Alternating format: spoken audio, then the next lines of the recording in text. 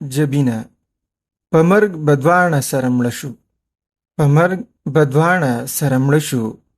ارمان مې دا دی چې به مخکې رسته شونه. د مرګ هیڅ پته نه لګي. هیڅوک نه دی خبر چې زه به کله کوم ځای او څرنګه مرم. مرګ ډیر بې اعتباره څیز دی. د مرګ دپاره د څه نیټې، د وخت او د عمر قید نشته، او که شته نو هم انسان ترې نه دی خبر. مرګ یوه ناګهاني حادثه ده. مرګ یو ناګهاني شړک دی چې په چا راپریوزي او خپلې خوناڼې پنجې ورته په مرۍ خښې کړي. څومره ماشومان په ماشومه سټه مرګ د لحد تورو خاورو ته ورسول. څومره ښکلي ښکلي ځوانان چې د پلارانو د ملا تیر او د میندو د سترګو تور وو. د مرګ ناترسه څپېړې د دنیا نه پورته کړل. څومره پلاران وجړېدل، څومره میندې بورې شوې او څومره تورسرې کونډې شوې. تورسرې او هغه تورسرې چې څوک د پلار د کوره د بې شمېره ارمانونو سره په ډولۍ کې، په سره ډولۍ کې د خاوندانو کورونو ته راغلې وې، خو د خپل تقدیر نه خبر نه وې، د خپل قسمت نه خبر نه وې چې دا سره ډولۍ د دوی د غمونو په لور، مصیبتونو په لور او ازمیښتونو په لور اخیرنی سفر دی. او هر کله چې دا سفر پوره شي نو د بدبختۍ او بدنصیبۍ یو نوی دور به شروع شي. جبینه، هغه ښکلي او ښایسته جبینه، هغه د ګل ګلاب به یې چې د مخ نه شرمېدو، هغه چې شفق به ورته پسخېدو، هغه جبینه، هغه چې ډېره ښکلې او ښایسته وه، دومره ښایسته چې زه یې ښایست په الفاظو کې نشم بیانولی. جبینه ښکلې وه، خو اکبر هم په ښایست کې د چا نه کم نه و. که د جبینې د ښایست ذکر به جنکو په ګودرونو کولو نو د اکبر خان ښکلې ځواني به په حجرو کې ستایلې شوه. جبینه که د ګلو لخته وه نو اکبر خان د ګلاب ګل. جبینه که د جنو درخو وه نو اکبر خان د زلمو ادم خان و. دوه ښکلي، یوه پیغله او یو زلمی، د تره لور او د تره زوی، دواړه د یو نیکه اولاد. ښکلې رشته وه، ښکلې جوړه وه، ښکلې سیالان وو. او ځکه خو چې د اکبر خان مور د جبینې د غوښتو دپاره هغوی کره لاړه نو خدای خبر چې څه چل و. خو نن جبینې ته د خپلې چاچي راتګ څه بل رنګ ښکاره شو. نن به چې هغې خپلې چاچي ته مخ کېده نو شرمېده به ترې. او دغه وجه وه چې څنګه یې چاچي په کوڅه راښکاره شوه، جبینه لاړه په کوټه کې پټه شوه. د اکبر خان مور د راتلو سره د جینۍ د مور سره خبره وچېړله. جبینې د مور او چاچي خبرې واورېدې. زړه یې بېواره درزېدو. نه پوهېده چې دا ولې. د ځان نه یې تپوس وکړو، جبینې دا ولې؟ دا ولې نن ستا دا زړه داسې بې قابو درزېږي؟ ای زړه، داسې بې قابو کېږه مه. که نن ته بې قابو شوې، که نن ته د قابو نه ووتې نو زما د ژوند ټول ارمانونه به ګورې چوره چوره شي. جبینه د ځان سره لګیا وه او چې د خیالاتو د سمندر نه رابهر شوه نو د مور غږ یې تر غوږو شو. جبینه خو ستاسو امانت دی، خورې چې کله ستاسو خوښه وي خپل کور ته یې بوتلی شئ. لاړه. د جبینې او اکبر خان دنیا بدله شوه. دواړه به هر وخت د یو بل په خیالاتو کې چپه چپه وو. د یو بل په تصور کې به د ژوند شپې ورځې تېرېدې. د خیالونو او تصور دنیا یوه رنګینه دنیا، د ارمانونو او خوشحالو دنیا، یوه داسې دنیا چې د دوو میینو زړونو درزا پکې په یو توله وه. حرکت یې په یو رفتارو. دواړو داسې محسوسوله لکه چې د شپې د اسمان د ستورو پړقه نوره هم سیوا شوه. دواړو ته سپوږمۍ هم د پخوا په نسبت زیاته ښکلې او ښایسته ښکارېده. ټوله فضا او ټول ماحول د ځوانۍ په رنګینو کې راونغښتی شو، او دوه مین زړونه چې د ژوند په لارې د ملګرتیا تابیا وکړي، نو ماحول ورته هم دغه رنګین ښکاري. لنډه دا چې د ژوند شپې ورځې د رنګینۍ دنیا په تصور کې په تیزۍ تېرېدې، او چې اکبر خان د انجینرۍ ډګري واخیسته، نو مور پلار یې د واده بنا وکړه. د واده نیټه کېښودې شوه. جبینه په ګونج کې کېناسته. ګونج چې د مور پلار په کور کې د جینۍ د ناستې ځای وي، چې جینۍ پکې میلمنه وي. خدای خبر چې څه چل و. د جبینې په زړه کې ویره غوندې وه.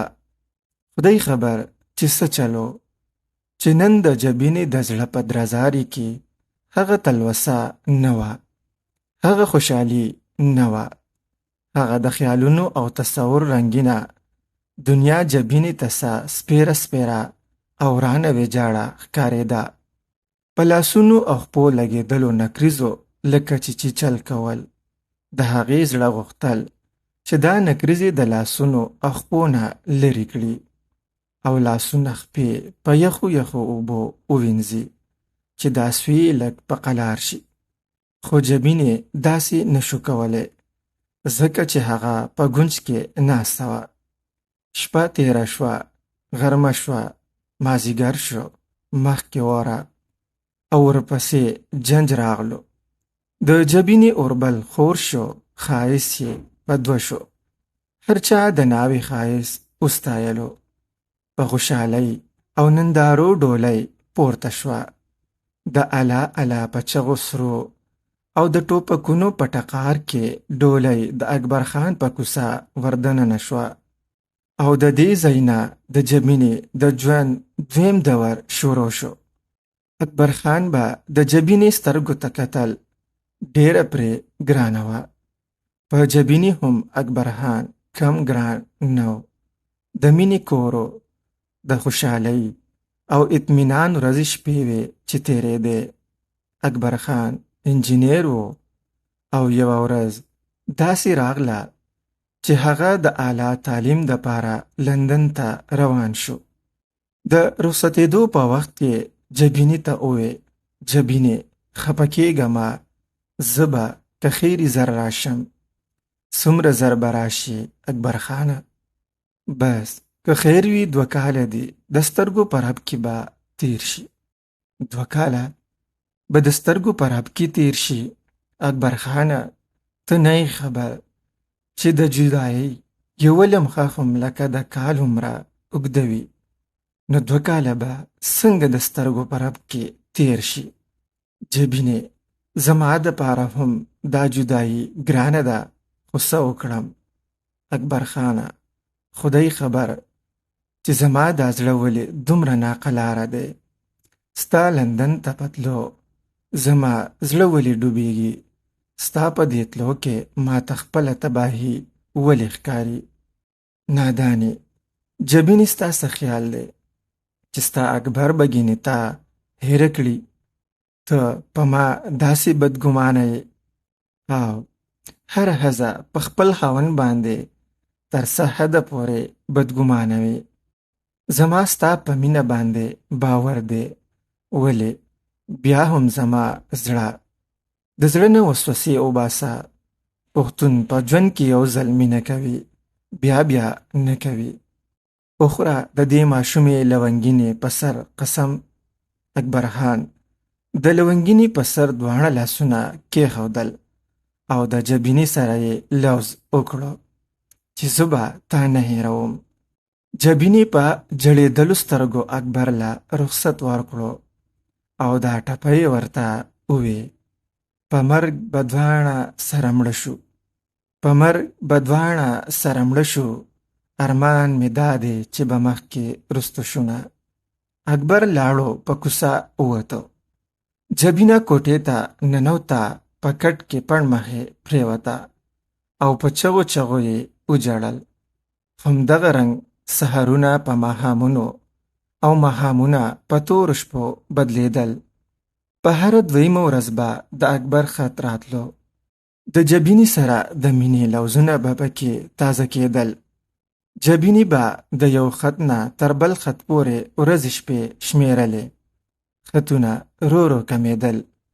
د دویمې ورځې نه خط هفتې ته ورسېدو او د هفتې نه خبره میاشتو ته ورسېده. د اکبر خان په خطونو کې د مینه ناکو الفاظو ځای سپور ستغو او بې مطلبه خبرو ونیولو.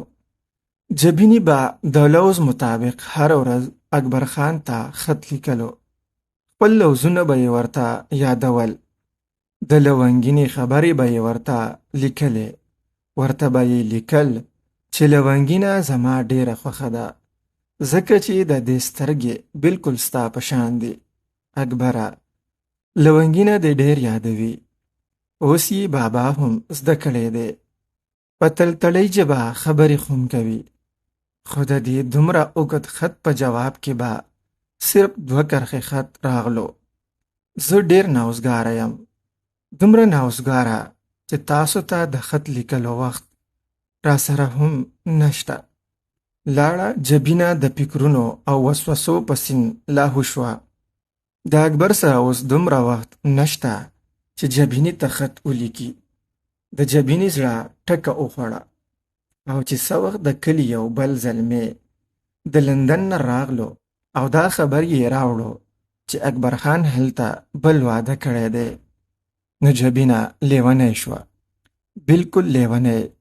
جامې یې وشلولې، د سر ویښته یې په موټو موټو راوشوکول او کو لونګینه ترېنه خواښې اخوا کړي نوې نو شاید چې په مرۍ به ورته زور کړی و. ډېره لویه صدمه وه. د جبینې نازک زړه دومره لویه صدمه داسې په اسانه نشوه زغملی. او انسان له خدای پاک ډېر صبر ورکړی دی. څو ورځې د لیونتوب دا چپه وه.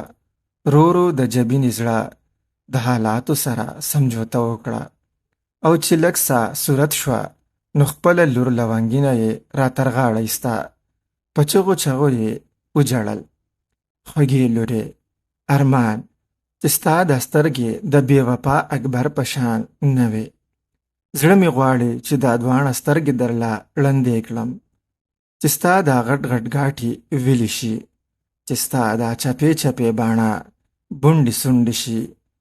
ویم چې دا بې وفا اکبر نښه ستا د دې سپین مخ نه راوشکوم، خو څه وکړم؟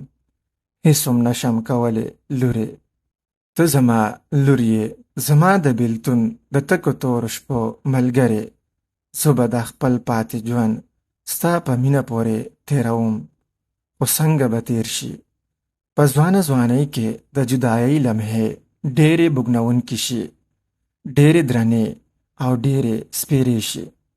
په جدایۍ کې خو د جدایۍ د ژوند شپې ورځې په غنو بازغو تېرېږي. زه به دا اوږد ژوند په غنو بازغو سرنګ تېر کړم. د خاوند جدایي خو د ښځې دپاره مرګ دی. زه هم په ژوند مړه شوم، مړه، داسې مړه چې خلقو ته به ژوندی ښکارم. خو اکبر زما په ځوانۍ پورې خندا وکړه. ښځه ذات هر څه زغملی شي، خو په مینه کې شریک نشي زغملی. هغه چا ټپه کړې ده چې هره ناپسنده به دې یوسم، هره ناپسنده به دې یوسم، یو دې په مینه کې شریک نه قبلومه. هر څه و، دولت و، جایداد و، خپل خپلوان و، خو ښځه ذات خو صرف د سر سوری غواړي، او چې د چا د سر نه سوری اخوا شي نو هغه په ژوندون مړه شي. غم د جبینې زړه ته پرېوتو. هغه د چا خبره چې په زړه یې کوڼې ولګېدو. نرې رنځ یې شو، هر وخت یې تبه او ټوخې. او یو ورځ څېړې مازدیګر چې په جبینې بېهوشي راغله. نو په اشاره یې لونګینه ځان له راوغوښته. لونګینه مور ته رانږدې شوه. د جبینې نظر د لونګینې په غټو غټو سترګو پرېوتو. زر یې سترګې پټې کړې. لونګینې د مور په سینه سر کېښودو په ژړا شوه. د مور د سترګو نه د اوښکو سیلاب را روان و. په تړتړۍ ژبه د لور سره لګیا وه. بې وفا اکبره د ژوند په اخیرانو سلګو کې هم راښکاره نه شوې. لږ خو به راغلې وې. زما د زنکدن دا سلګۍ خو به دې لږې لیدلې وې. زما خو دا خیال و چې موږ دواړه به یو ځای مرو. د مرګ په خوشي لاره به یو ځای سره ځو. اکبره که ستا یاد شي نو ستا د راسوتېدو په وخت درته ما دا ټپه کړې وه. په مرګ به دواړه سره مړه شو. په مرګ به دواړه سره مړه شو. ارمان مې دا دی چې به مخکې رستو شونه. نو ای د یورپ په رنګینو کې ورک شویه اکبره، جبینه روانه ده، یوازې روانه ده، زړه چاودې روانه ده. ته خوشحاله اوسې هر ځای کې چې یې، خو د قیامت په ورځ به ستا ګریوان او زما لاس وي اکبره، بې وفا اکبره. او چې خواښې لونګینه د مور د سینې نه راپورته کړه، نو جبینې یوه اخیرنۍ سلګۍ ووهله او اوښکې را روانې وې. او د جبینې په زړ مخ په زیړو اننګو اول سپینې سپینې او بیا زیړې زیړې غوندې خورې شوې او بیا وچې شوې.